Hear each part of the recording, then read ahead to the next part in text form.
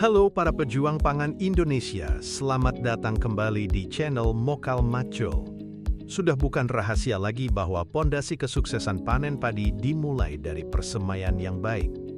Tapi, seringkali kita dihadapkan pada pertanyaan, teknik tebar benih mana yang paling efektif?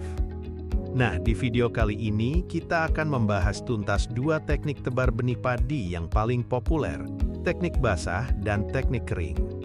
Kita akan mengupas tuntas setiap detailnya, mulai dari persiapan, langkah-langkah praktis, hingga kelebihan dan kekurangan dari masing-masing metode.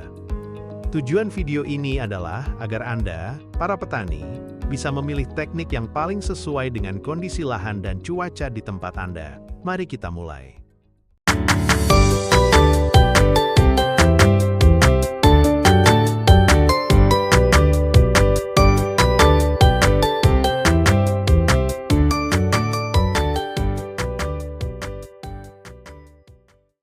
Selamat datang di channel Mokal Macul, channel yang menemani Anda dalam bertani.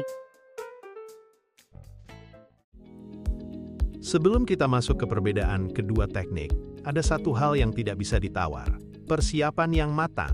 Persiapan ini adalah langkah awal yang menentukan 50% keberhasilan Anda. Pertama, persiapan lahan persemaian. Caranya, bersihkan lahan dari semua gulma, sisa tanaman, atau benda asing lainnya. Kemudian, olah tanah hingga gembur dan ratakan permukaannya. Mengapa ini penting? Karena benih membutuhkan media yang halus dan rata agar bisa berkecambah dengan sempurna tanpa terganggu oleh gumpalan tanah yang keras. Terakhir, buat petakan semai dengan lebar ideal 2 meter agar mudah dijangkau dan dirawat. Langkah berikutnya adalah persiapan benihnya. Proses ini universal dan berlaku untuk kedua teknik. Ambil benih padi berkualitas, lalu rendam di dalam air bersih selama 24 jam. Perendaman ini bertujuan untuk membangunkan embrio di dalam benih dan melunakkan kulitnya. Setelah 24 jam, tiriskan airnya, lalu peram benih di tempat yang lembab selama 1-2 hari. Anda bisa menggunakan karung goni atau wadah tertutup. Selama proses pemeraman, benih akan mulai pecah atau berkecambah, ditandai dengan munculnya calon akar yang kecil dan berwarna putih. Benih yang sudah berkecambah inilah yang siap untuk ditebar. Untuk lebih detailnya, Anda bisa simak di video kanan atas di atas atau di link deskripsi sudah saya cantumkan. Baik sahabat, tanpa berlama-lama, mari kita bahas teknik yang pertama, teknik tebar kering. Seperti namanya, teknik ini dilakukan di atas lahan persemaian yang tidak tergenang air, melainkan hanya lembab. Teknik ini sangat cocok untuk petani yang lahannya sulit menahan air atau berada di daerah dengan curah hujan rendah.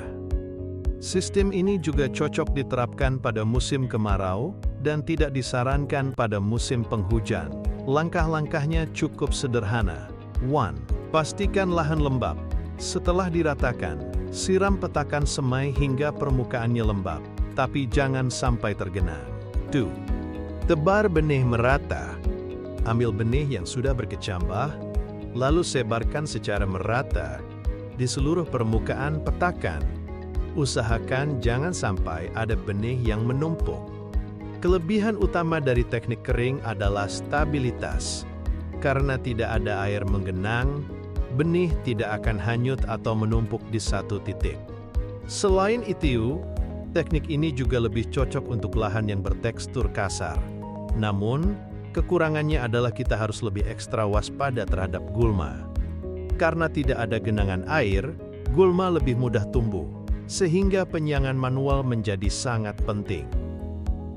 Selanjutnya, kita bahas teknik yang kedua, teknik tebar basah. Ini adalah teknik yang paling digunakan di daerah dengan irigasi yang baik dan lahan yang mampu menahan air, serta sangat cocok pada musim penghujan. Mengapa? Penjelasan lebih lanjut bisa Anda lihat di link video kanan atas, atau bisa dilihat di deskripsi. Sahabat tani, Silahkan Anda subscribe channel ini, agar algoritma YouTube bisa mudah membantu Anda menyajikan informasi edukasi pertanian. Jangan lupa tekan tombol subscribe. Ini dia langkah-langkahnya. 1. Genangi lahan. Setelah lahan siap, aliri air hingga ketinggian sekitar 2-4 cm. Pastikan air dipetakan semai tenang, tidak ada aliran yang deras. 2. Tebar benih. Ambil benih yang sudah berkecambah, lalu tebar secara merata. Benih akan mengambang sebentar, lalu dengan sendirinya akan tenggelam dan menempel di dasar lahan. 3. Jaga ketinggian air. Setelah benih menempel, Anda bisa mengurangi sedikit ketinggian air agar benih tetap stabil. Atau biarkan air tergenang jika kondisi udara mendung dan diprediksikan akan hujan. Jika kondisi diprediksi hujan, malah sebaiknya genangan air ditambah lebih tinggi agar benih tidak menggerombol ketika terkena derasan air hujan yang jatuh. Kelebihan terbesar dari teknik basah adalah efisiensinya. Proses penaburan benihnya lebih cepat dan hasilnya seringkali sangat merata. Tapi yang paling penting, genangan air berfungsi sebagai pengendali gulma alami. Gulma akan sulit tumbuh di dalam air, sehingga pekerjaan penyiangan Anda akan jauh lebih ringan. Namun, kekurangannya adalah teknik ini sangat bergantung pada stabilitas air. Jika airnya bergelombang atau genangan air terlalu dalam, benih bisa hanyut atau menumpuk, menyebabkan pertumbuhan tidak seragam. Jadi, mana yang terbaik? Jawabannya bukan salah satu lebih baik dari yang lain, melainkan mana yang paling cocok dengan kondisi Anda. Pilih teknik kering jika lahan Anda sulit menahan air, atau Anda berada di daerah dengan curah hujan rendah, atau dalam kondisi musim kemarau.